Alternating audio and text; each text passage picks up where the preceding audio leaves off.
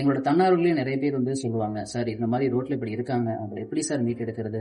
அவங்க நம்மளை அடிக்கிறாங்க, திட்டுறாங்க, இல்ல பயங்கரமா பேசுறாங்க, இவங்களை எப்படி ஹேண்டில் பண்றது? இல்ல சமூகத்துல போய் நாங்க இறங்கி சுத்தம் செய்யறப்ப எல்லாருமே எங்களை கிண்டல் பண்றாங்க, ஒரு விதமான பார்வையில பப்ளிக் பாக்குறாங்க அப்படின்னு நம்ம சொல்லுவோம். ஒருத்தரோட வாழ்க்கையை மாத்துறதுக்கு 20 நிமிஷம் சகித்தன்மையோட இருக்கிறது தவறு கிடையாதுங்கிறத எங்களையும் சொல்லுவோம்.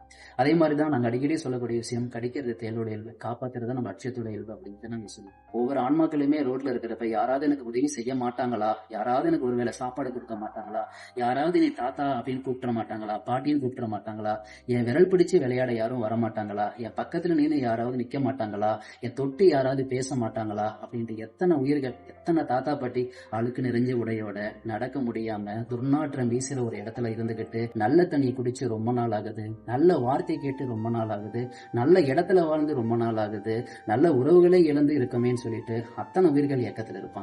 இன்னைக்கு அப்படிப்பட்ட ஆன்மாக்களை நாங்க மீட்கிறப்ப அந்த ஆன்மாக்கள் எல்லாமே ஒவ்வொரு விதமான கஷ்டத்துல இருக்கிறப்ப ரொம்ப கஷ்டமா இருக்கும். அப்போ நாங்க மீட்கும் போறப்ப சமூகமோ மக்களோ இல்ல அந்த பர்சனோ எங்களை பார்க்கும் பார்வையோ இல்ல செயல்களோ வித்தியாசமா இருந்தாலுமே அதையும் தாண்டி நாங்க அவங்களுக்கு செஞ்சு அவங்கள சுத்தப்படுத்தி குளியல் செய்து அவங்கள ஒரு புது மனிதரா மாத்துறப்ப அவங்க முகத்துல இருந்து வரும் பாருங்க ஒரு மகிழ்ச்சி. அந்த மகிழ்ச்சிக்கு எல்லையே கிடையாதுங்க. நாங்க ஃபேஸ் பண்ணக்கூடிய பல பிரச்சனைகள், நாங்க ஃபேஸ் பண்ணக்கூடிய பல சவால்கள் எல்லாமே அந்த மகிழ்ச்சியில எல்லாமே அடங்கி போறோம். அந்த மகிழ்ச்சி தான் எங்க அட்சயத்தோட நிகழ்ச்சியா நாங்க ஒவ்வொரு நாளும் பார்க்கிறோம். அதற்காக தான் எங்களோட பயணம் செஞ்சுட்டு இருக்கோம்.